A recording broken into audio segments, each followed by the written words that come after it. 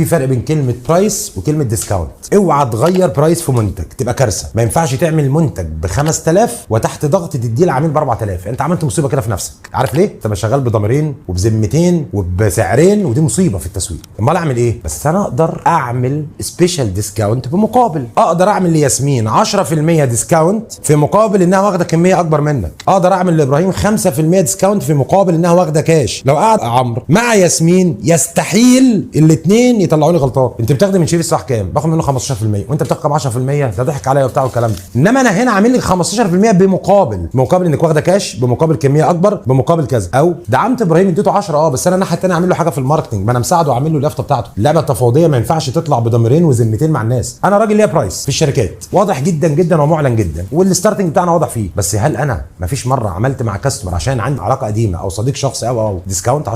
عملت. يروحوا يقعدوا مع بعض، اقول له اشمعنى مش خلي بالك بقى فرق كبير ان يقول لك حسب لك اليوم بكام والتاني يقول له حسبه لي بكام. دي مصيبه لو طلع رقمين مختلفين. لكن الكوتيشن واضحه، الستاندر واضح، بس هو مدينا 10% اصل الصديق قديم يا عم من ايام الجامعه. دي تزعلك في حاجه؟ المقابل ده يزعلك في حاجه؟ في اي خلاف هنا؟ فمن ضمن من لعبه التفاوض ان احنا ما بنعملش نيجوشيشن على البرايس. حتى لو عملت نيجوشيشن على البرايس وزودت ديسكاونت، البرايس ثابت والديسكاونت ينزل يطلع في الاخر كذا. ده عرف ومتفق عليه. يعني لو انت حطيت نفسك مكان تاجر من الاثنين وطلع انت كشركه بتهرج، عدل ده في شركتك. ما ينفعش اثنين يقعدوا مع بعض يلاقي نفس الحكايه. انما الايشوز اختلفت فالتفاوض اختلف. انا واخد بمليون تاخد ب3. انا بشتغل معاه في 7 اصناف، انت بتشتغل في 2. ده بيدفع كاش انت بتدفع اجل. ده بيعمل لي دعم ماركتنج ما بيعملكش.